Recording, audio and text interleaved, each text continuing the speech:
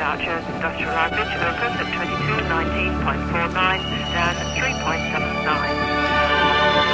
Tokyo Nikkei now closed at 20,186.33, up 112.65. CSE 1766.65.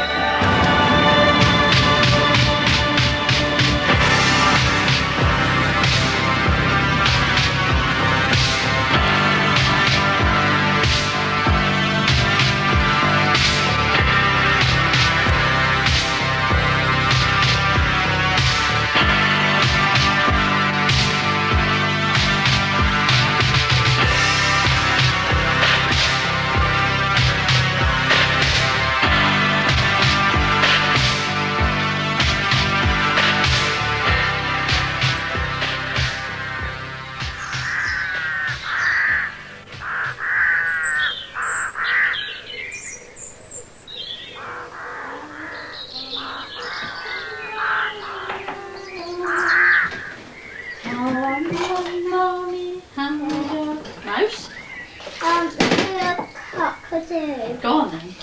On the farmy had a cockle, E-I-E-I-O, with a cock-a-doodle-doo and a cock-a-doodle-doo.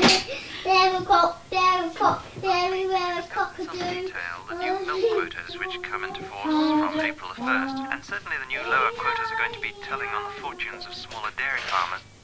So far, relatively few farmers have gone into receivership, and the banks are thought to be reluctant to risk land prices slipping even further. But there is a distinct air of tension.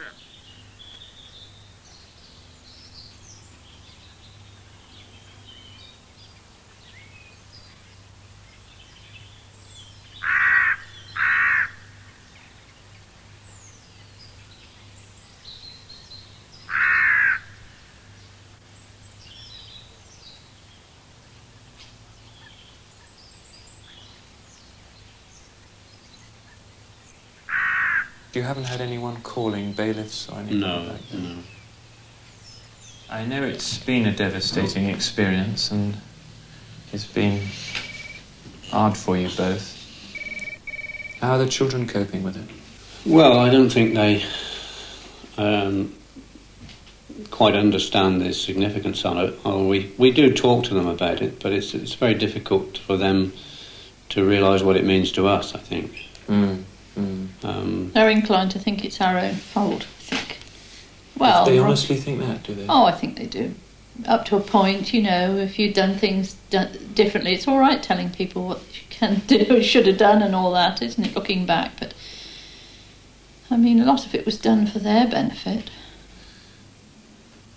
The first mortgagee says they'll wait till about the middle of October, and if we haven't got a sale, then obviously they will step in.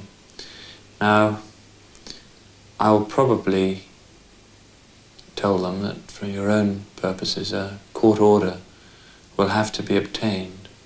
Now you understand that that does give you leverage to get a property under the Homeless Persons Act.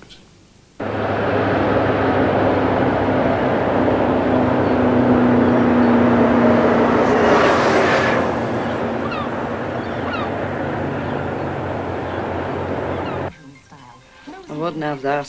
Tell it off. Tell it off. I can't go to the book on Friday anymore, so I might as well go out tonight, might I? I'll be in about 11 anyway. When are you going to go famous last words? Your mother's going to be in by 11. Hey, isn't she? She's going out, you know, and leaving. Oh, poor little girl. Deserted. Tell her, Tess, say you're not going out, I said so. You tell her. Does that look alright, Mum? Yeah. Looks great, that too, yeah. Smashing. Can't wait. I can't wait. I can't wait. Can't wait. Can't wait. Can't wait. I can't wait. I just can't wait.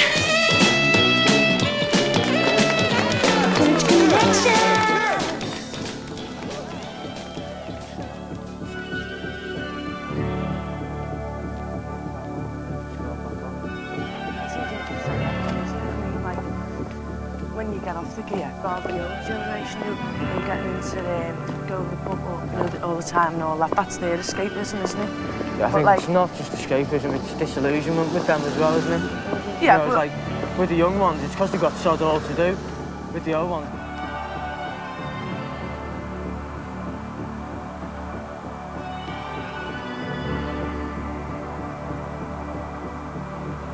Maybe right.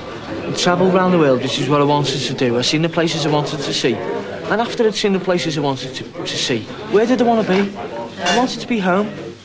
And I come back and it's still home, right? Don't get me wrong, it's still home.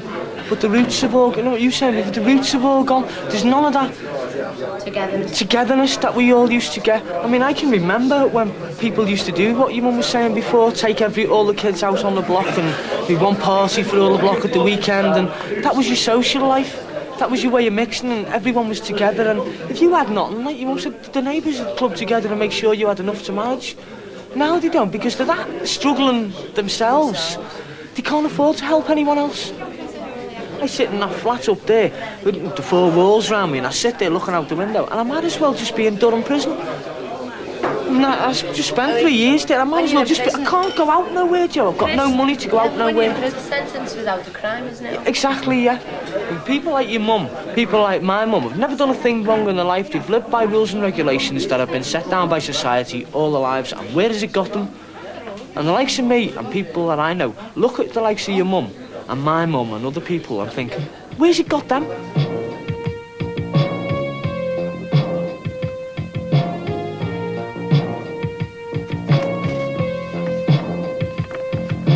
Come from a place called the Ford Estates. On the faces of the children I see anarchy and hate. On the streets of the Ford Estates, the borderlines are clearly marked. No gyro, no go. It's the second face of a Merseyside that no one wants to know. Oh no. Smack City, it's a pity, such a pity. Smack City, kids with sticks, bottles and bricks, that's the way they get their kicks. Strung out in doorways, time for a bag, staring at the man in his big white Jag. Oh no. Smack City, Smack City, it's a pity, such a pity. Smack City.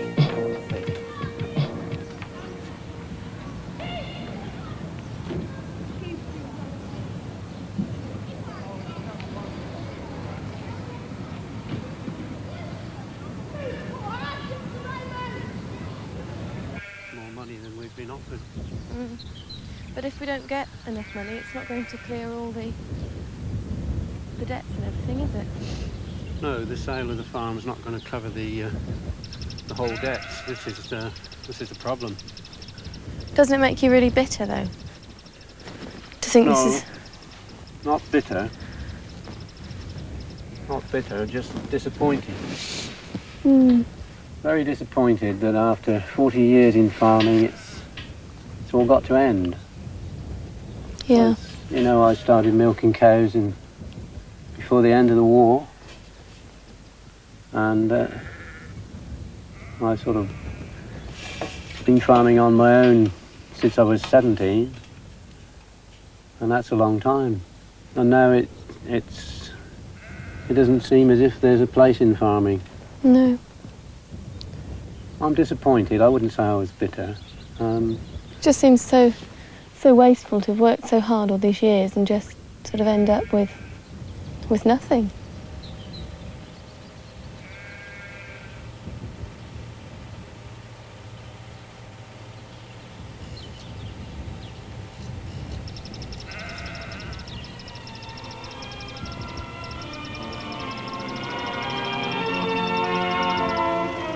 Your Majesty, for many years now, with untiring energy, with the widest sympathy, and with an indomitable sense of duty, you have applied yourself to the work of government with greater ardour and greater industry than any of your predecessors.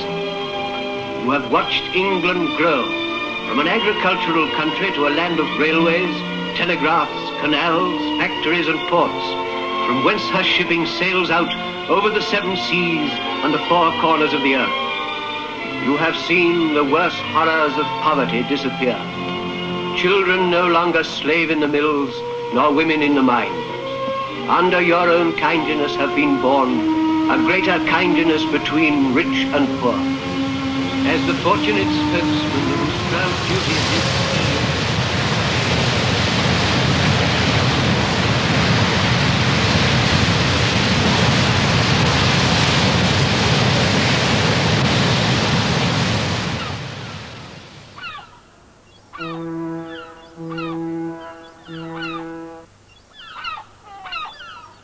We had one classroom where the teacher, Mr. Kelly, he had a big map on the wall. And on this map, all marked in red, was the area of the British Empire. The sun never sets. That's right. On the Empire. And as you went up to the door of his classroom, he used to have things like, you can be Prime Minister one day. And then on Empire Day, they used to march us out of the class, down Rose Place, into Scotland Road, and we'd all be lined up with a little Halfpenny Union Jack. And we'd all be looking down towards Byron Street, Taylor Street, and eventually you'd see the procession starting to come up Scotland Road, you know, with all the pomp and panoply. And as they drew nearer and nearer, eventually the teacher would say, hip, hip, and we'd all wave these Union Jacks and start cheering, you know. And we were boasting about having the biggest empire that the world had ever seen. And yet, there was abject poverty. Not only in Liverpool, but up in Jarrow, the northeast.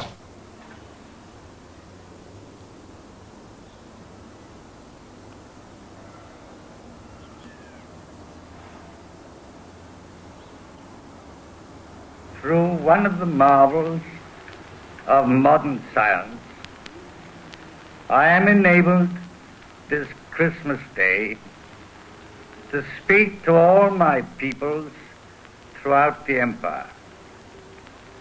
I take it as a good omen that wireless should have reached its present perfection at a time when the empire has been linked in closer union.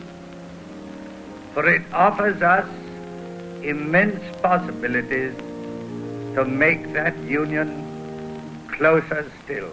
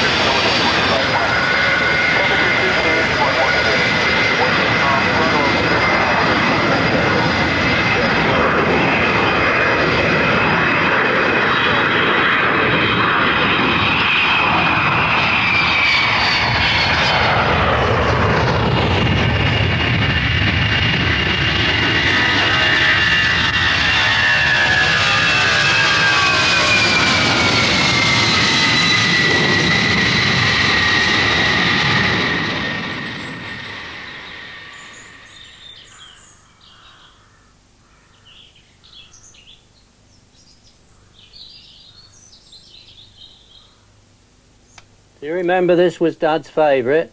This next one? What's that one? You listen. Ah, the wild colonial boy, yeah. 'Tis of a wild colonial boy, Jack Duggan was his name. Born of honest parents in the town of Castlemaine. He was his father's only hope, his mother's pride and joy. When I was young, when you left school, you found a job and that was it. Usually it was farm work or possibly in the gardens of the big house.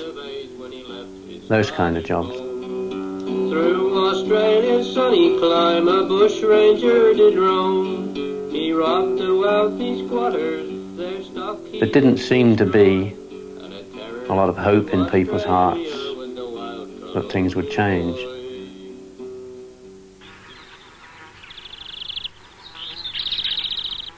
Dad was very much a boss's man. He did as he was told, said yes sir and no sir, and took his money at the end of the week. But Mother was different. She was a very strong-willed person.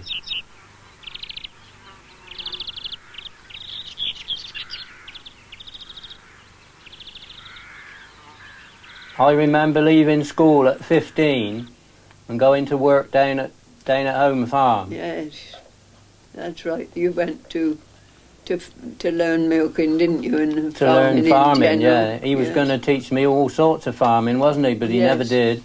No, he wanted you to work hard, that was all. Yeah, but at the time when I was, say, in my teens and taking the cows down the road to the odd bits of ground we had here and there, one of the big farmers stopped Dad one day, didn't he? That boy's wasting his time. Why don't you send him to work? And they said, well, it's his mother's doings, not mine. Dad said. He ducked out of that one then, didn't he? Yes. Yeah. Well, that was difficult to get out of our class into farmers' class, wasn't it? Oh yes, they wouldn't help you at all. No, because there those that were prospering. Two distinct classes, wasn't there? Yes, two. Yes.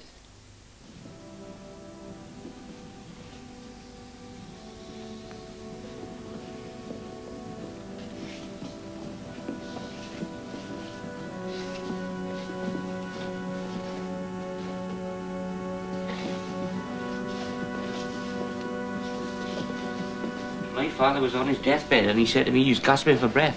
Don't you ever go down there. Don't you ever go down there, Petty. Don't you ever. Circumstances changed round where I had to go.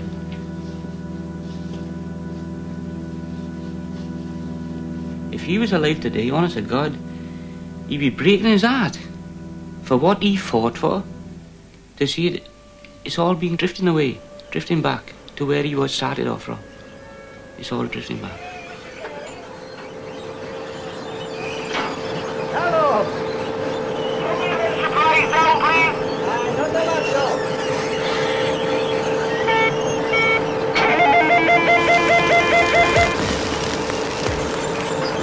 Let's back on in! Mr. Treller's on the conveyor a minute.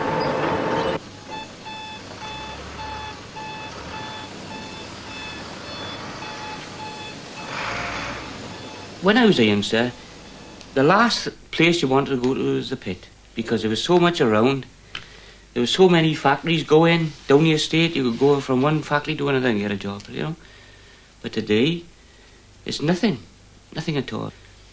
You've got youngsters in the industry now, hoping to get a job for their children. It's going back instead of going forward. It's going backwards. Without a doubt. Without a doubt. As I say, it's the last millions, isn't it? There's no, as far as I can see in the foreseeable future, any chance of any jobs being created. That's why we're getting all these fiddling little schemes and what have you. And you see, there's no solidarity anymore. Because there's too much fear. Full employment, they stand up and they're counted, but when they're frightened of losing the job, it's a different matter. I mean, that's never been before, like the sort of like the working class split, has it? I mean, that's only a new thing now. Well, the unions were always strong, you see. Now, you can call the unions all you like, but it was the only way that the working class person had a say, had a voice. Mm. And now you get people who won't go in a union. Because, as I say, it's a case of I'm all right, they'll keep their job, regardless. Because society is so expensive today, it costs so much to live. And there's no give and take between our class of people anymore. Mm. That it's a case of having to keep your job, or the car goes, the house goes. In the 30s, people had principles. Now they've got mortgages and cars. Wonder who it is. Whoever it is pretty inconsiderate. Lucky there's not much to talk about. They'd be terrified. I thought as much. Play, David. I knew it had to be Brian. Roll up and see his latest tax dodge. The revenue aren't going to swallow that, surely. I mean, you don't need a helicopter to be a farmer. Well, he goes to all these conferences. Oh, yes, of course.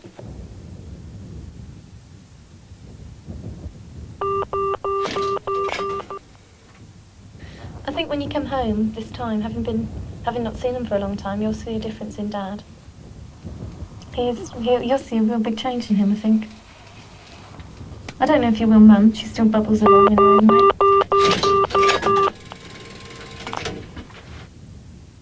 I'm sorry, I'm in this little old phone box that only takes 10p. How's your mum then? Still running about? Yeah, she's doing really well. She's just so bright and everything all the time. They still haven't found anywhere to live, of course. No. Which is the real problem. And I think they're starting to get a bit worried now, because it's beginning to look fine.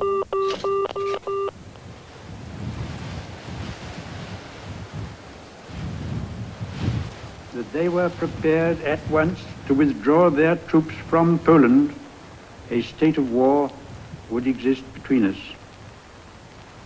I have to tell you now that no such undertaking has been received, and that consequently this country is at war with Germany.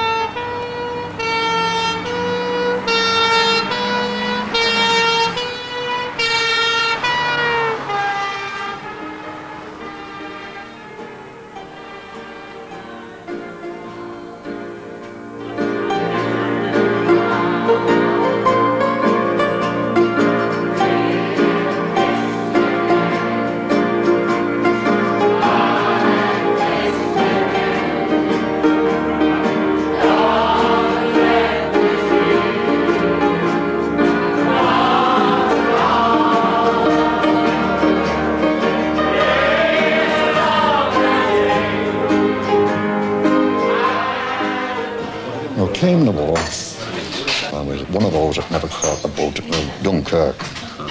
And it was only during my 5 years spent in Europe in prisoner of war camps, listening to people far more knowledgeable than I, even though they hadn't seen as much, was able to almost develop a film in my mind which I'd taken subconsciously during the previous 4 years and now suddenly were being developed. We had some wonderful academic trained minds in there, lecturers, the dustmen, of course. These people at that early miserable stage were talking about post-war Britain. Consequently, come the end of the war, there was a surge of different feelings and the enlightenment of the war, even though it was horrible at best, there was an enlightenment. They lit up the people's minds. They'd seen what happened to their fathers and their older brothers, you know, land fit to live in. Land fit for heroes. Land fit for heroes and what had happened to them. I got a feeling there was a gut feeling, if nothing else. There wasn't revolution in the air, but there was a gut feeling, not only in this country, but across the world, for a change. They were never going back to that past.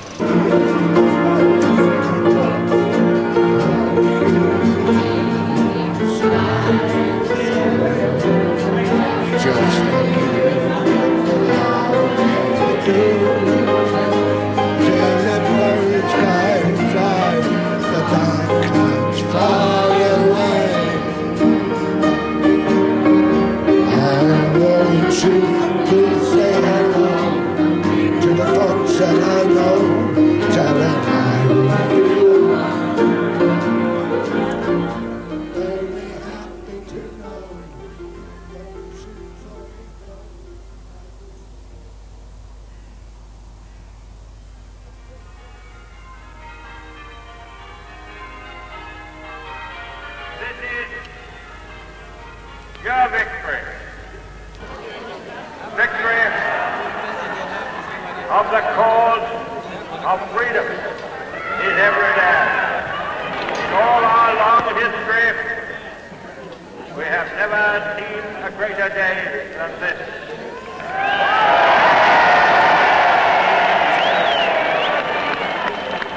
Everyone, man or woman, has done their bit. Everyone has tried, done a bit.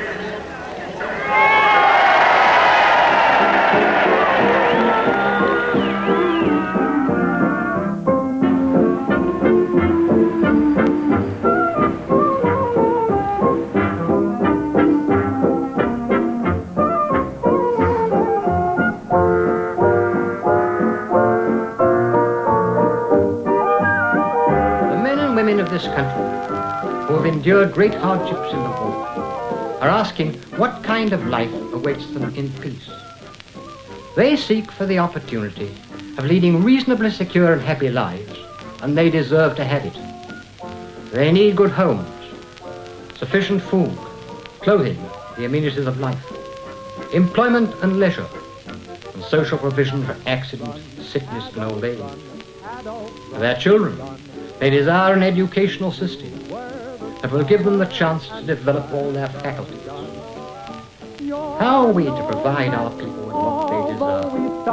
Here arises. Your price is 90 to 1. You've no idea how you run. Seems such a shame you've begun. After the war, when the Labour government got in on a landslide victory, which was surprising because Mr. Churchill, had been the wartime leader and everybody thought he was the greatest. And it was a surprise. And the only thing I can think is because these servicemen had been away and they'd talked to people, they'd seen the way other people live, it opened their eyes a little bit, and there was no way they were going back to the 1930s.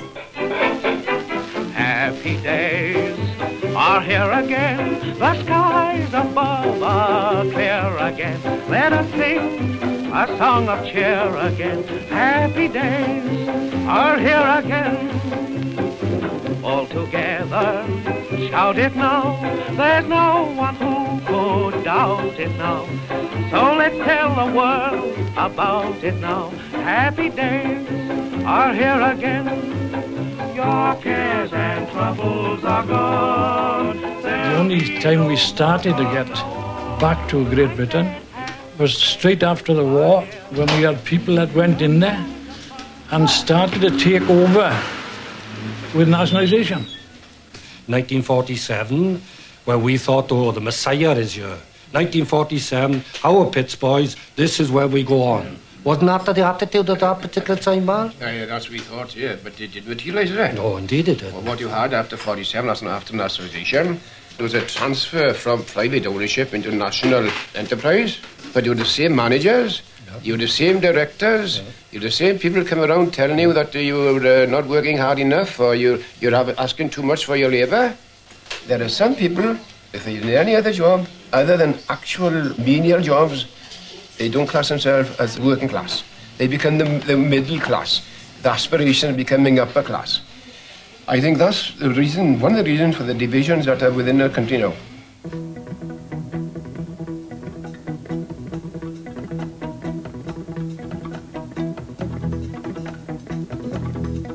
Britain was fortunate because being able fairly rapidly to adapt her war industry to peaceful purposes, she found ready to hand an immense market. Europe, ruined, devastated, deprived of almost every need, and half the rest of the world equally in trouble, were ready to buy almost anything that could be made. And for 25 years, we enjoyed the advantage of having this immense market to hand.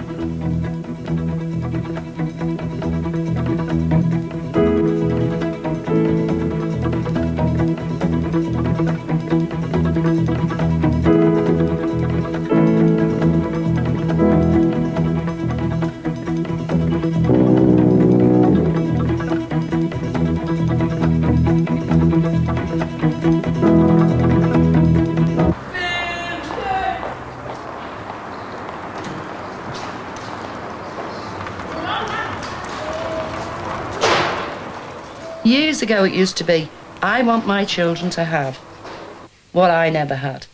Now it's, I want my children to have what I had. Yeah. Because we had those years when, as I say, money was good, plenty of work, and people could afford to buy the children stuff, you know. Well, we had Leeds and the docks and all that, didn't we, when they were booming. But, like, there's nothing there now. We always seemed to have loads of money. In the end of the 70s, wasn't it? We always seemed to have loads of toys and loads of money and everything. Yeah, well, it's only like about the last 8 years it's gone down, Nick, really bad, isn't it? Yeah, but in the 60s, money was good. Yeah, but I was too young then, wasn't I? Yeah, and I had a big family, so really, like, I had plenty to do with it, but it was good. And there was loads of opportunities. There was work for everybody. And the young had something to look forward to.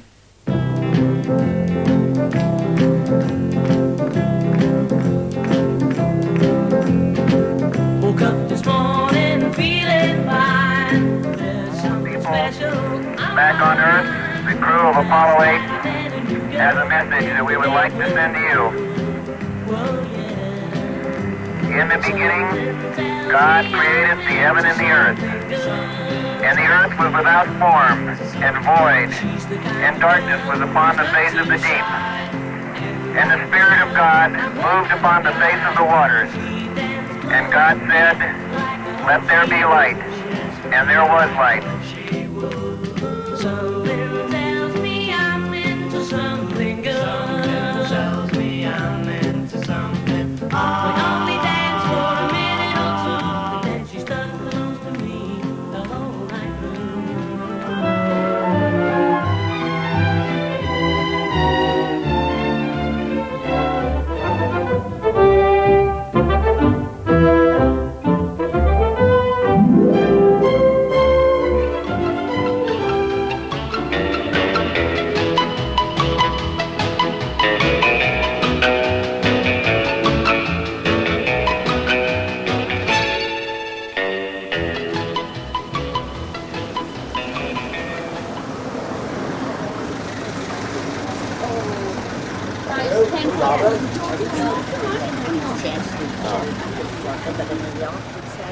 When I was young, being one of 6, we didn't have a lot the same as you.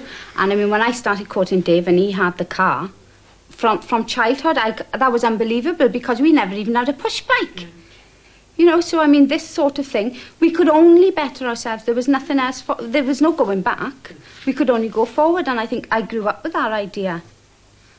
And then you've got your children, and the children start growing older. But of course, the expectation for those are greater than what you had for yourself. You want them to have what you never had and grow up, and their life will get better and improve. But the way we expected that pattern to follow, I think, well, I did. Yes. And then their children then would have a better life again. So each generation would progress. Green Shield grew great by bringing you the great gifts. Gifts with names you trust. We got a Kodak Instamatic last time. We wanted a really up-to-the-minute cine camera. Now I want a mixer. And Green Shield's got the one I've set my heart on. The Kenwood. Best known of its kind. Like everything in the range of more than 1,000 Green Shield gifts. Green Shield grew great by bringing you the great gifts free. Save Green Shield stamps for the great gifts.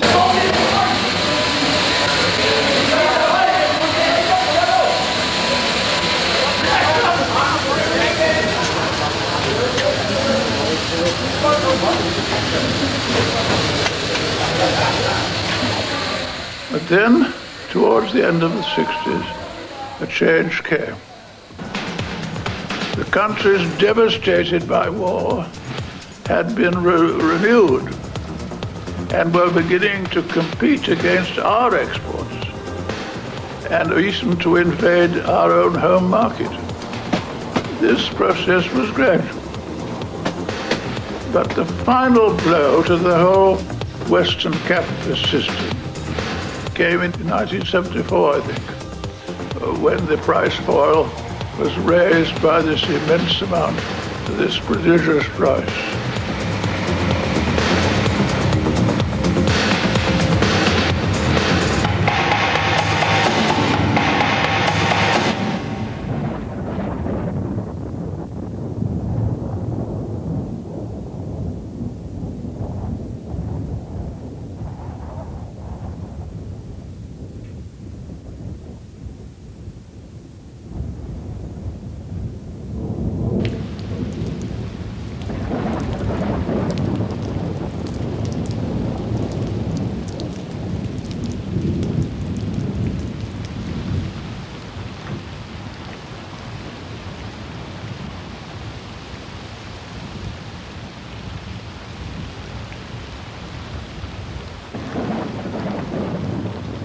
I don't know, quite honestly, Roger, what the future holds for me.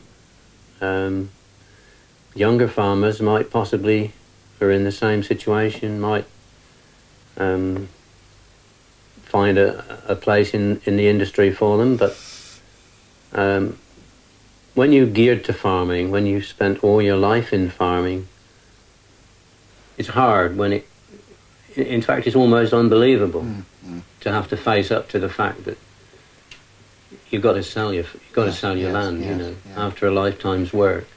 I suppose we find that we have a lot in common with the miners because their industry has been cut back considerably. The steel workers, it's something which we're all in it together, and I think to a certain extent we've lost a lot by saying that the miners do one thing, the steel workers do another, and the farmers do another.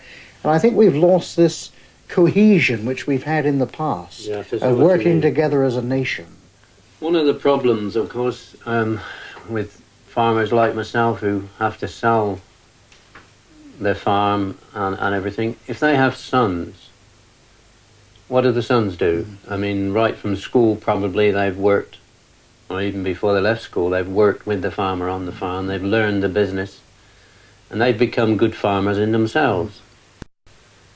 And many had the good fortune to go to agricultural college, as my son did, looking forward to a future in agriculture. Now he's working in a factory, you know, and glad to get the job. That seems very sad.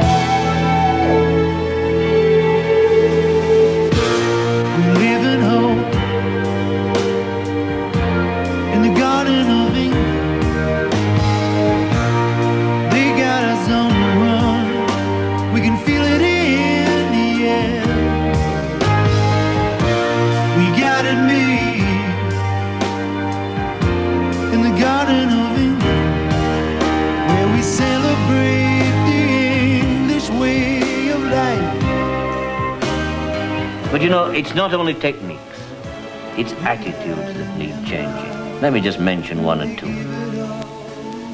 The attitude that what was good enough for grandfather is good enough for me.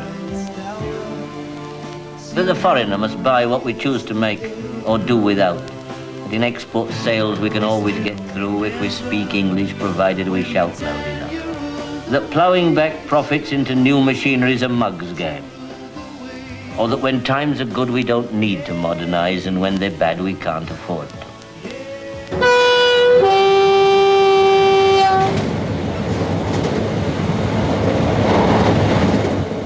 Mr. Healy's just come back waving his hands full of joy at having borrowed an enormous amount from the Arab Sheikh. Latest figures are now up to 1.25 million, and some forecasters suggest it could rise as high as 2 million. Cooperation is building up that this country has got a better chance of having a sustained recovery and a new upturn in its standards than it has had for the last 30 years.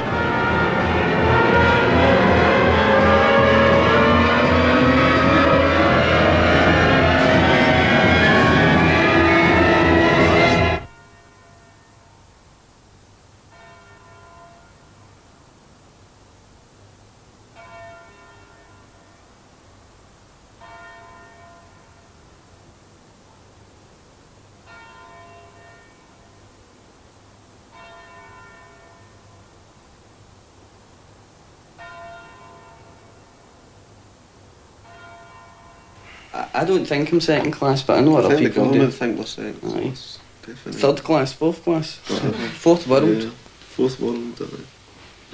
I mean, the land at time forget. We're sort of way down here, the bottom of the class. You know what I mean? Right at the bottom, and we're getting the shit end of the stick all the time. You know what I mean? And we're still getting pushed more and more down.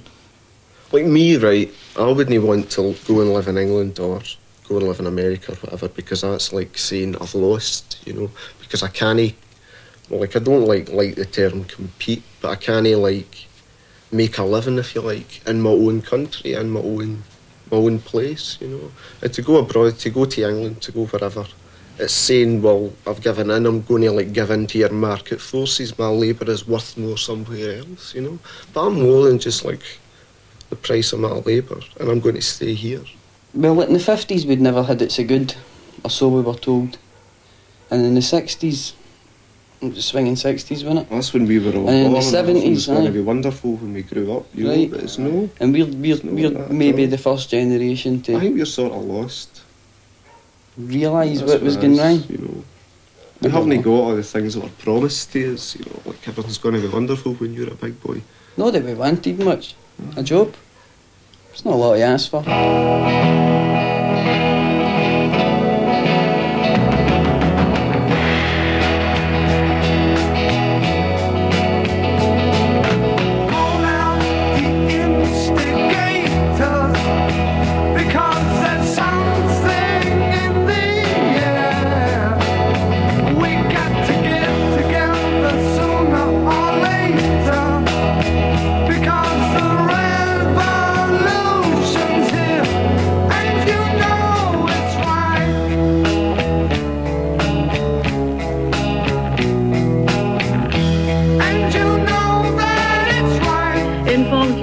Glaxo closed up 60 pence, Bison's up 27 pence, Welcome up 19 pence, and the computers are still buying on Wall Street. Dow Jones Index closed at 1,994, up 19, and another record.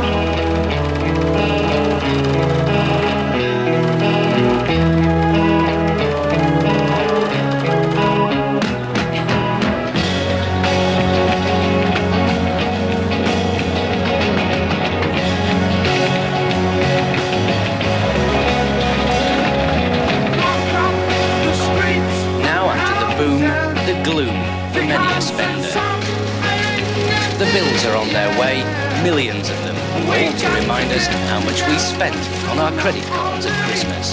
The average house in Britain now costs nearly £38,000, £37,993 to be exact, a rise of 15.2% on the year. The curative evidence shows crime rising from 2.6 million reported incidents in 1980 to 3.8 million last year.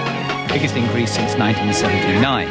There are, of course, huge regional differences. The average price of a house in Greater London is now nearly £58,000, and that's up nearly 24%.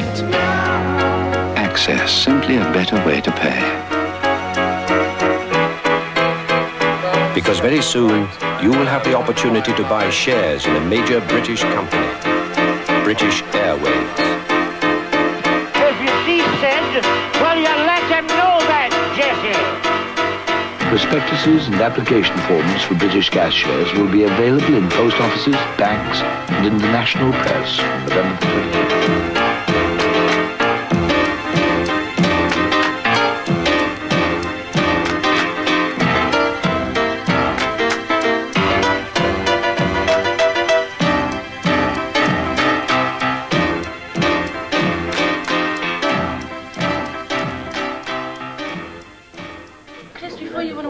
Navy, I mean, you could, this estate, you could leave your door open, couldn't you? You know what I mean? Like, you often did, Joe. You could walk in and out of people's houses. No one would, like, you could leave a purse with whatever money you had on the table. No one would touch you.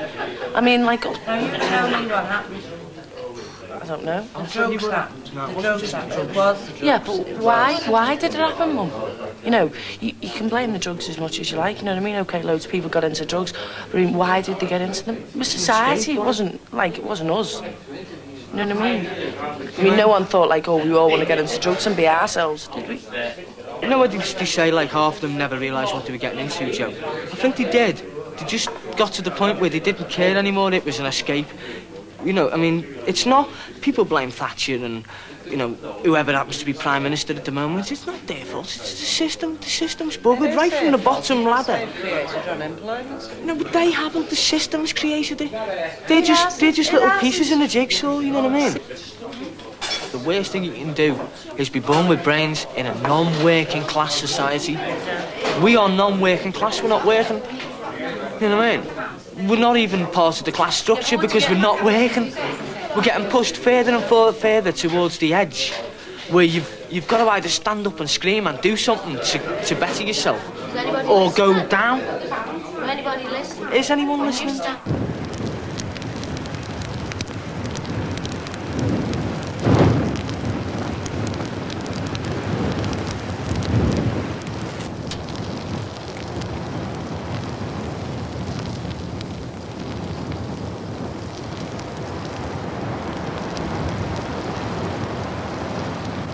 Is it possible now for just an ordinary working class man who wants to be a landowner to ever become one? I don't think that he's got a cat and house chance of owning a farm. Not to, I mean, unless he wins the pools so that he can buy one. The only way that you can do it is to try and get the tenancy of a farm. There's never been one for the small minority, really, to support. But are we a small minority? I mean, farming is Britain's... Yeah, but it's not treated so... Yeah. And we went in the common market, didn't we, because of industry and cars and manufacture, and then look where it's got us. British cars have gone by the board, haven't they? Look how highly thought of Birmingham and Oxford was, and look at it today. But then we're getting back to the question of unemployment, and robbing them of the chance to... If working class people have got a job, they have a certain standard, or can maintain a certain standard of living and self-respect.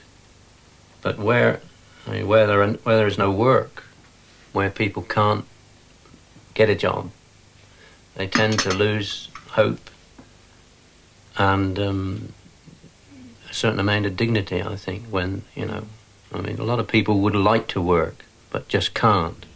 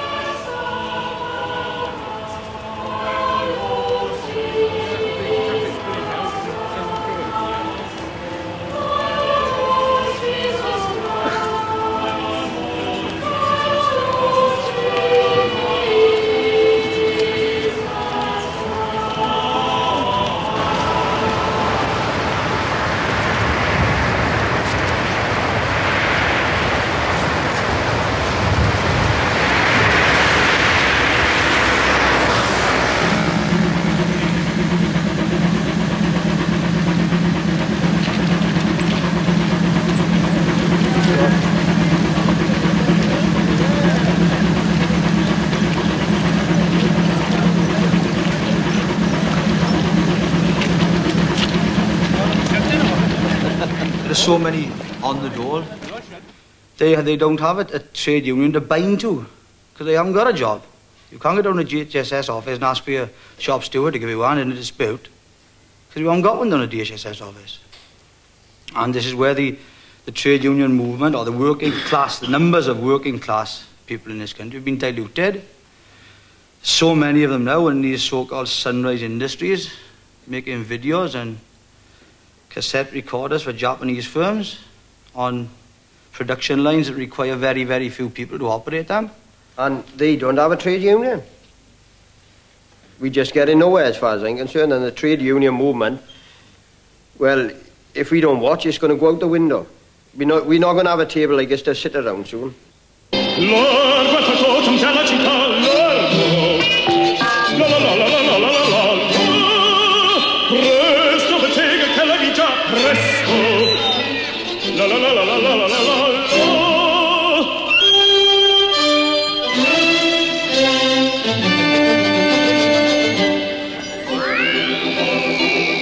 You're saying that the affairs of this country weren't run from Westminster, they were run from Whitehall with the civil servants. I wonder now whether globally our affairs are being run by Brian's multinational companies, the finance houses, who just shift the balance of power by moving money from one bank to another or one country to another. And I don't know how socialism can beat that sort of power. And I mean power in its raw sense, not authority, power.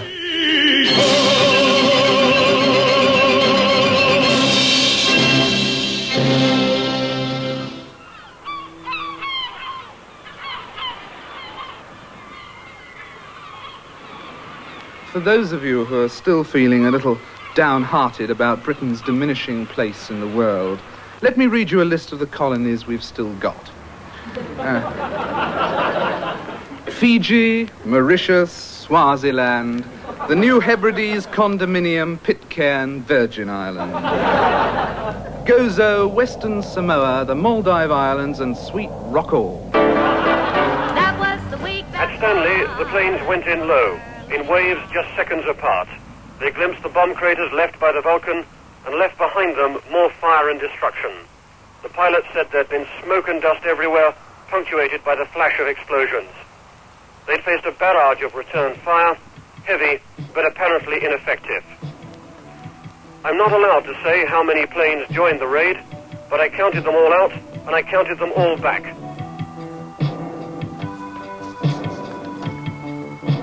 Johnny was a brave soldier who went away to fight in a war. I'll bet he couldn't have told you just what he was fighting for. The rich man plays, but the poor boy pays in this bagatelle that you call life. The deck is stacked in the house's favor, and to win, gotta play it just right.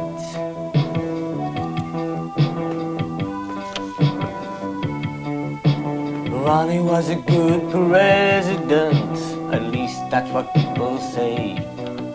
He'll turn this world into a rubbish dump, but then he's gonna blow it away anyway. The rich man plays, but the poor boy pays in this bagatelle that you call life. The deck is stacked in the house's favor, and to win, you've gotta play it just right.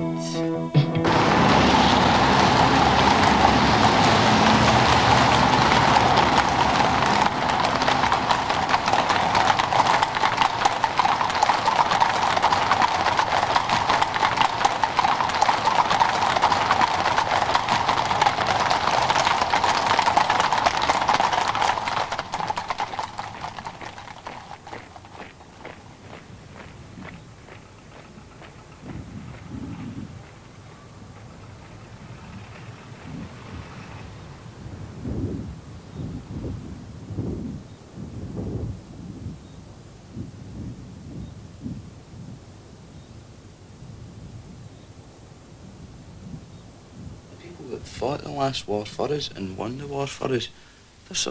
They're just second-class citizens now and all. All the people that die of hypothermia every winter up here, know what I mean? And it's the same same people that won the war for us, know what I mean, that is supposed to have made this country great. No, what's so great about it? We're letting our own people die in our own country. Know what I mean? We shouldn't be. People that work all their life to build, you know, we fought in the war, we're building a better future, and then they find out that their future, they might even catch hypothermia. That makes me angry. That makes me, I get angrier more for what they've done to the older people, the older generation, you know what I mean? Especially the pensioners, and what they're doing to me.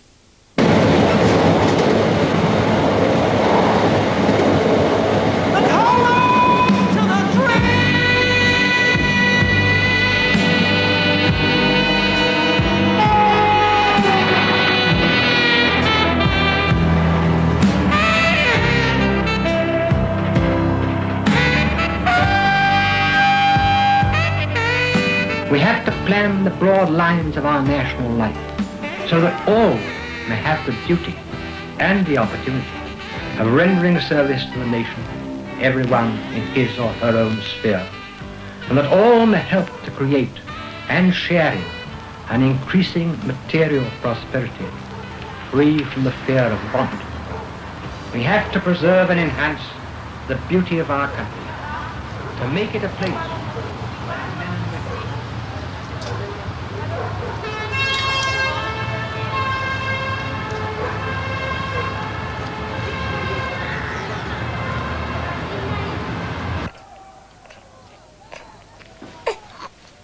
This is London's Riot Training Centre, open to news.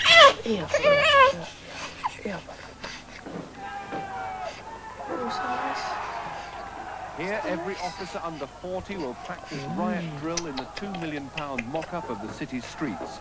It's based on army commando training, and its designers took advice from the Royal Ulster Constabulary. They have a riot like this every Friday here at Hounslow. The rioters are other police officers. The bricks are wooden, for the aim is to train, not to terrify, so that when these officers face the real thing, they can be that much better prepared. After coming under a harmless hail of tennis balls and wooden bricks, a baptism of fire awaits officers worried by Molotov cocktails.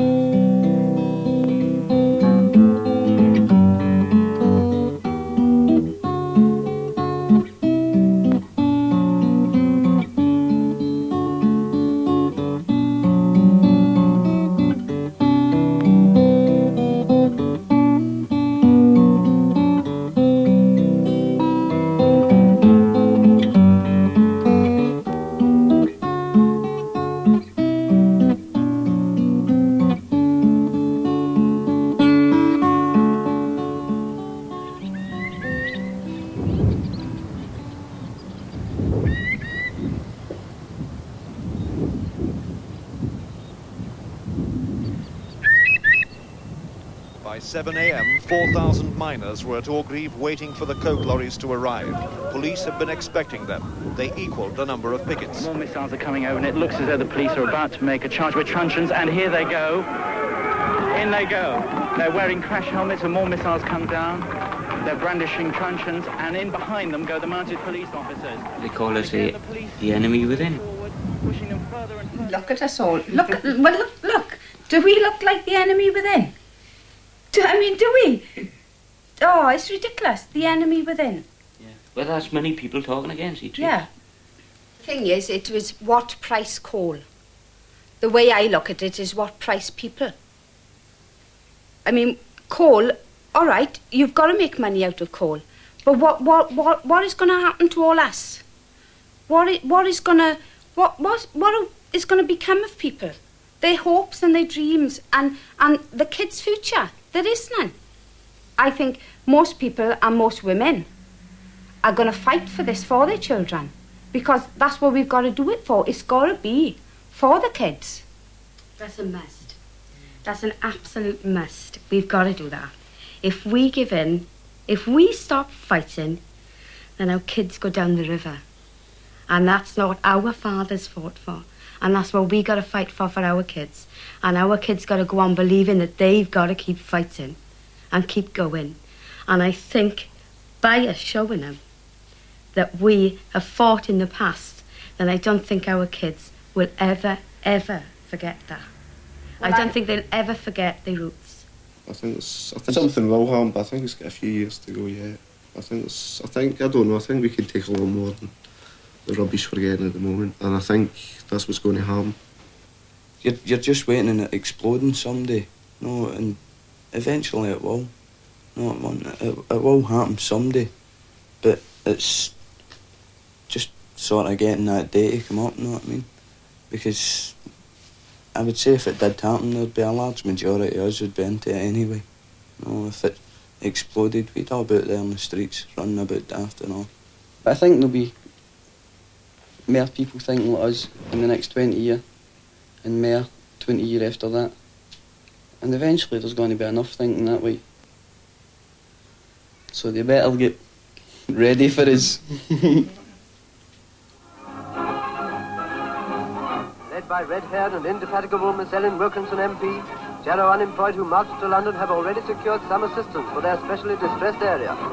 It's 50 years since the jobless of Jarrow marched on London, but the message was the same. They want a job. The marchers brought with them a petition of 20,000 who backed them. I'm standing here with the birthplace of democracy behind me, and it's a disgrace that we should be told on the floor of that house that to make the economy work there has to be 4 million people unemployed. That's the conviction which has brought me and which has brought all these men and women down that road, and I hope that message gets across. President Reagan is back at the White House after flying 25,000 miles around America campaigning for Republican candidates in the midterm elections. Polling opened just over an hour ago. The White House hopes that Mr. Jacobson's release, which it claims is a vindication of the president's tough stand on terrorism, will swing voters towards the Republicans.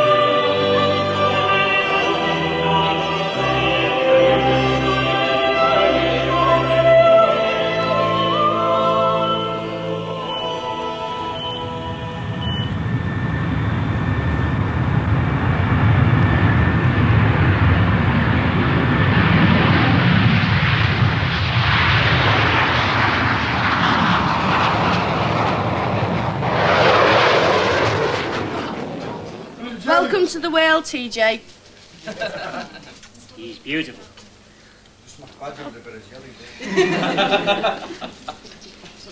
Don't give the first piece to the baby. I'm not sitting up all night with her. You got a name down for the council class? Not in the third house, I hope. I'll eat the first piece anyway. See your mother stuffing her face, eh? See ya. I've got to tell her, George. We do have dreams. Obviously, you think to yourself, oh, well, my man might win the pills or something like that. You know, you always have your dreams. But think about our little Tessa or Joanne's little girl. Now, she won't have any dreams. Because we're getting that way now where we've got to face reality. And the more we face reality, she's going to grow up thinking, well, there's nothing better for us. Because we've got nothing to look forward to. She's not going to have anything to look forward to. Because you can't be a hypocrite and say to a little girl, you know, when she's about 5, oh, well, just think next year you might be able to have this or you might be able to have that. When you know for a fact that they're not going to be able to have it. You can't kid anybody. You can't lie to little children. You've got to be truthful with them. And they'll be facing reality a lot quicker than we had to. I think it's as much because, like, we've been able... I mean, we can look back and we can know that it can be good. But, like, with our Tess, you know what I mean? She's going to, like, if it doesn't change, which I hope to God it does, well, I still she's going to have it bad all the way through. So she's not going to have anything to look back and think, well, it might go back to being like that.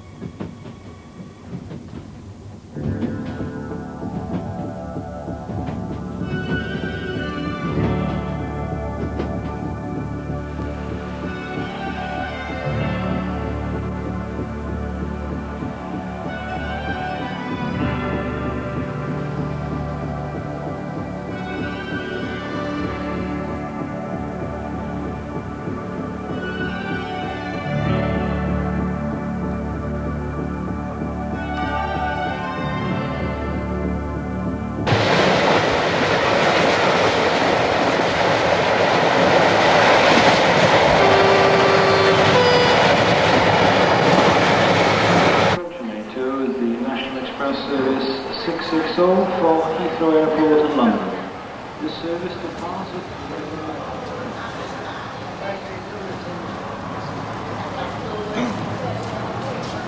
Nobody likes to leave home, you know what I mean? Especially London. It's not just another city in Britain. Compared to this city, it's a different world. You know what I mean? It'd be as well being in Mars.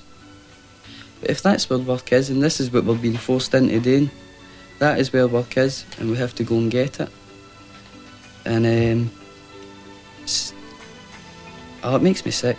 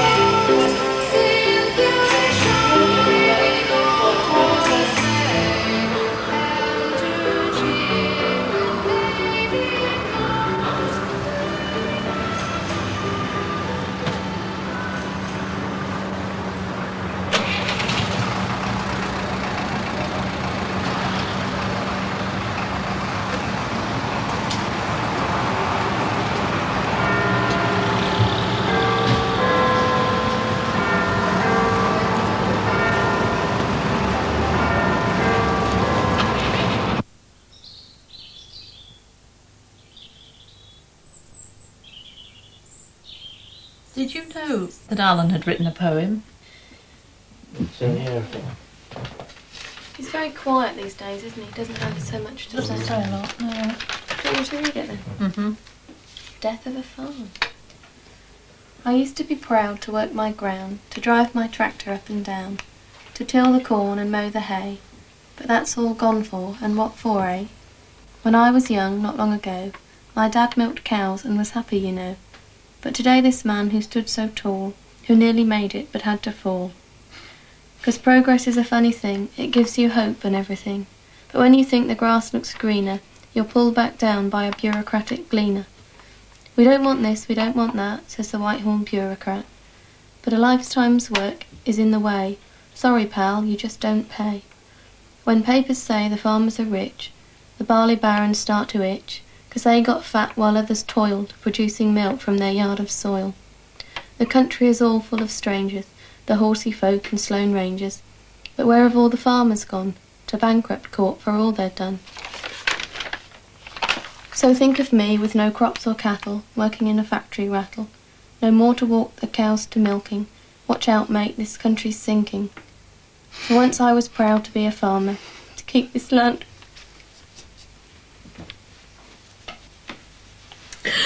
Oh, my God. I cried when I read it. Go on. For once I was proud to be a farmer, to keep this land with all its charmer. But now I'm done for, and on my way. So can you tell me what for, eh? It just about says it all, doesn't it? It's just one man's view of what people have done to him. That's right. It's not grammatically perfect, and it's not, you know, no, but he gets it over what he means. It certainly does.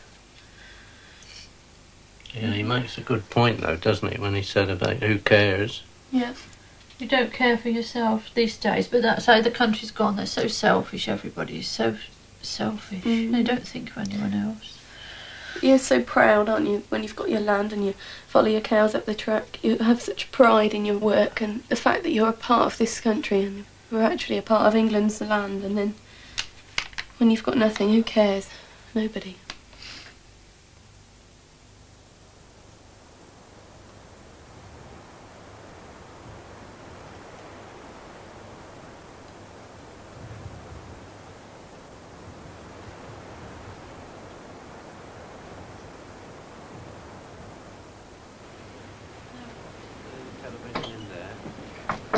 Give me a lift up with it and I'll go and fetch you another blanket or something.